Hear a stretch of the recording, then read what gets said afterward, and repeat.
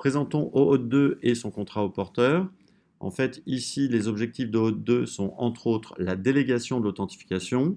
Notre application App Service hébergée dans Azure ne possède pas de base de compte avec des credentials permettant d'identifier les utilisateurs qui se connectent.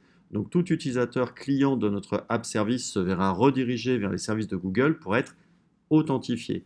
Un jeton qu'on appelle le jeton d'accès ou encore l'Access Token sera récupéré par le client et ce jeton pourra accompagner toutes ces requêtes ensuite auprès de différentes ressources sous la forme de ce qu'on appelle le Bearer Token, le contrat au porteur. Donc ça permettra en plus de se connecter à différentes ressources qui seraient elles aussi configurées pour utiliser les authentifications Google. Donc on aura du single sign-on. C'est une alternative à un autre protocole SAML 2 qui fonctionne à peu près de la même manière, mais qui privilégie des clients de type client web, des navigateurs, et c'est moins utilisable avec des clients lourds ou avec des applications mobiles. Le Bearer Token, justement, ce jeton au porteur, va accompagner les entêtes des requêtes HTTP, il sera dans le header, et ce Bearer Token, en fait, le fait de le posséder prouve notre identité. Donc il est clair qu'il ne faut pas se faire usurper à ce jeton, et pour cela, eh bien, des communications sécurisées type SSL seront nécessaires. Observons par un schéma le protocole OAuth 2 et son fonctionnement. Il y a 3 acteurs. Le premier acteur sera le serveur de ressources. Ce serveur de ressources peut être par exemple une application web, comme une application ASP.NET dans notre exemple. Il y aura un client. Le client ici sera un navigateur. Et il faut donc un troisième acteur qui est un fournisseur d'identité extérieur. En l'occurrence ici, il s'agit de Google.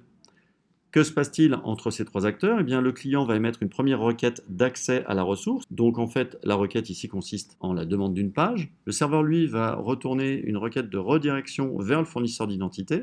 Le client va donc faire une demande de jeton d'accès auprès de ce fournisseur d'identité qui, lui, va le diriger vers un formulaire d'authentification de manière à ce qu'on récupère un ID et un secret.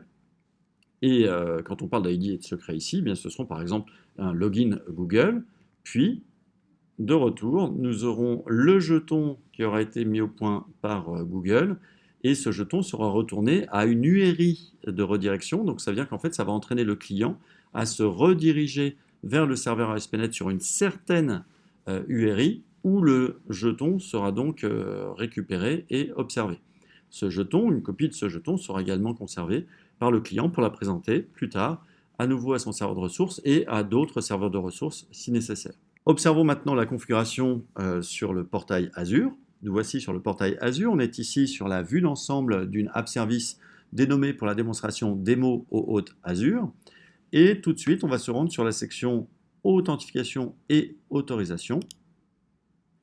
Elle permet d'activer un composant Azure dédié au App Service qui est le Authentification App Service. Ce composant se propose d'intercepter toute requête anonyme qui parviendrait à cet App Service et de faire authentifier l'utilisateur en se tournant vers un prestataire externe. Lorsque l'authentification aura été réalisée, eh bien, les informations d'identification ainsi reçues seront injectées pour la plupart dans les entêtes HTTP de la requête. Mais pour cela, il faut être en accord avec un prestataire externe. Alors on va activer ici le service et il faut avoir configuré ici eh bien, le prestataire qui nous intéresse. Alors en l'occurrence, en l'activant ici, je peux choisir quel prestataire s'occupera d'authentifier les requêtes anonymes. Ici, ça sera Google. Et il faut ensuite configurer le contact avec Google. Oui, car quand l'application App Service va rediriger le client, dans les informations de redirection du client, elle glissera un ID client et un secret. Alors, il faut posséder ces informations. On les réinitialise ici. Nous voici ici sur la console Google API. On est sur console.developer.google.com et nous sommes en mesure de créer un projet. Alors, quand on parle d'un projet ici, il s'agit tout simplement de déclarer que l'on voudrait soumettre à Google des redirections d'authentification de nos clients. Et pour cela, il va falloir avoir des identifiants auprès de Google, donc il va falloir créer des identifiants. Mais pour pouvoir créer des identifiants, il faudra auparavant aussi créer des écrans d'autorisation OAuth qui vont donner quelques paramètres quant à la connexion de nos clients auprès des services d'authentification Google. Donc commençons par demander la création d'un nouveau projet. Voilà. Ce projet va avoir un nom, démo au hôte Azure. Notre projet est ainsi créé.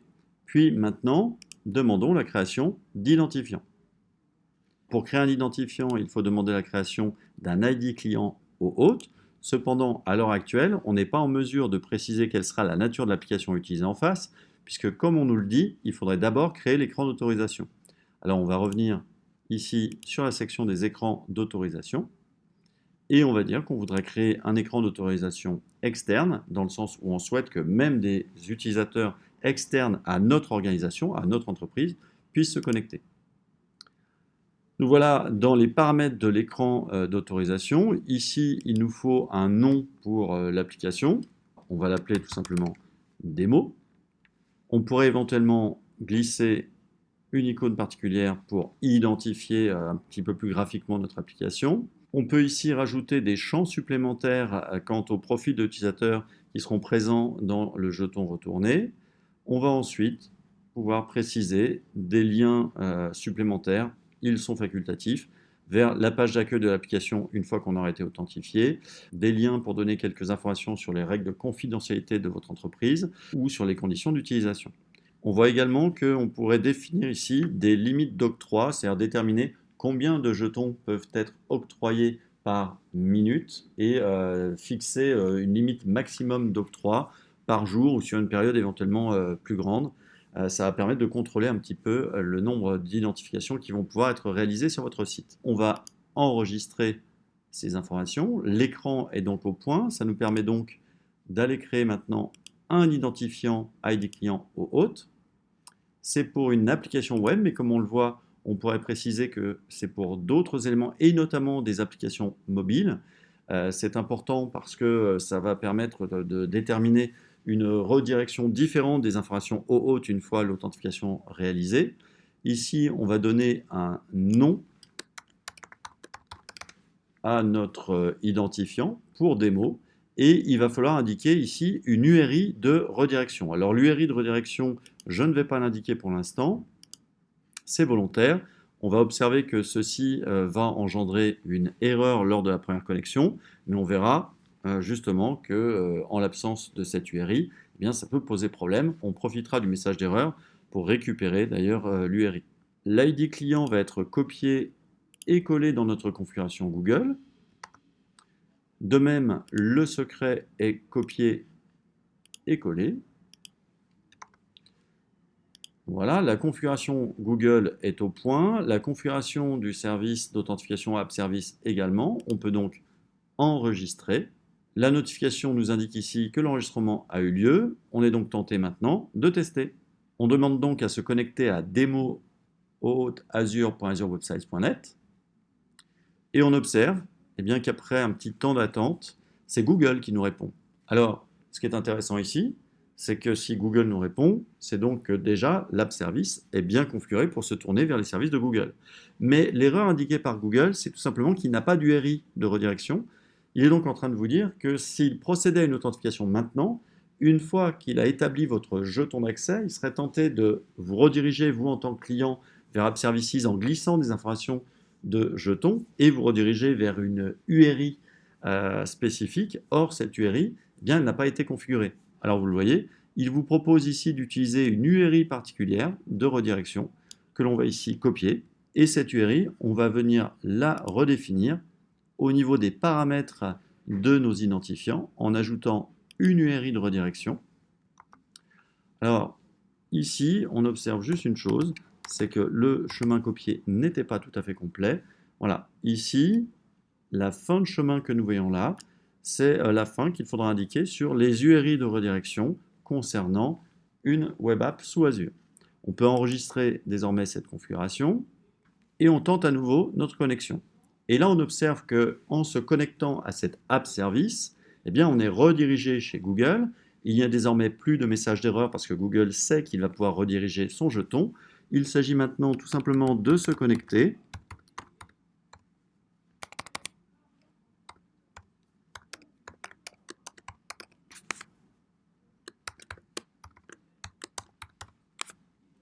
La connexion a eu lieu, on est bien arrivé sur la page d'accueil de l'application. Cette page souhaite la bienvenue à l'opendev@gmail.com, qui est l'utilisateur qui vient de se connecter et de se faire authentifier par les services Google. Donc ça y est, on a atteint notre objectif, on a une application ASP.NET qui est capable d'offrir son accès à des requêtes non anonymes qui seront, elles, authentifiées par un prestataire extérieur, qui est ici Google. On a donc ainsi mis en place ce schéma d'authentification au hôte dans le cadre des app services Azure avec comme prestataire Google. Merci d'avoir suivi cette démonstration. À bientôt.